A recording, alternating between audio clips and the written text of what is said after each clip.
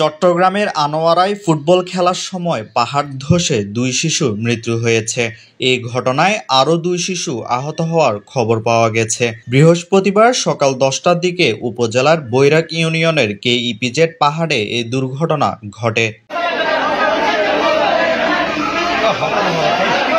নিহতরা হলেন বৈরাক এলাকার মোহাম্মদ আব্দুর রহিমের ছেলে রোহান এবং ইমরান হোসেনের ছেলে মিসবাহ।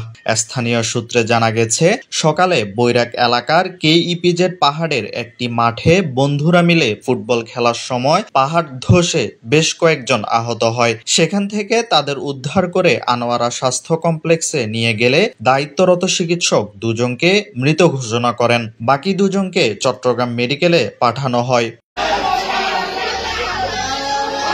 আনোয়ারা উপজেলা স্বাস্থ্য কর্মকর্তা মোহাম্মদ মাহতাব উদ্দিন চৌধুরী বলেন, পাহাড় ধসে আহত হওয়া কয়েকজন শিশুকে হাসপাতালে নিয়ে আসলে সেখান থেকে ২ জন শিশু মৃত্যুবরণ করেন। বাকিদের উন্নত চিকিৎসার জন্য চট্টগ্রাম মেডিকেলে পাঠানো হয়। তবে স্থানীয়রা দাবি করছেন, কোরিয়ান রপ্তানি প্রক্রিয়াজাতকরণ অঞ্চলে আজ ছেলেরা খেলতে গেলে পাহাড় ধসে পড়ে।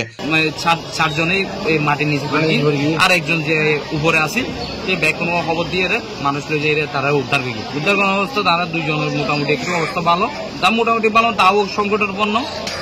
এখন মেডিকেল নিয়ে লগিয়ে সিরিয়াম মেডিকেল তো চাই আর আসলে এখন বর্তমানে আর আমরা মেডিকেল নিয়ে 2 জনের লাশ অলরেডি মৃত্যুবরণ করেছি। তারা এলাকাবাসী এখন গভীর শোকাহত এই বিষয় নিয়ে কেভিজেড কর্তৃপক্ষের কাছে আমরা বিনীত নিবেদন করি যে আরা এগুলো খুবই অসহায় পরিবার, কিন্তু আজকের দিনে ইলেকশন ঘটনার কারণে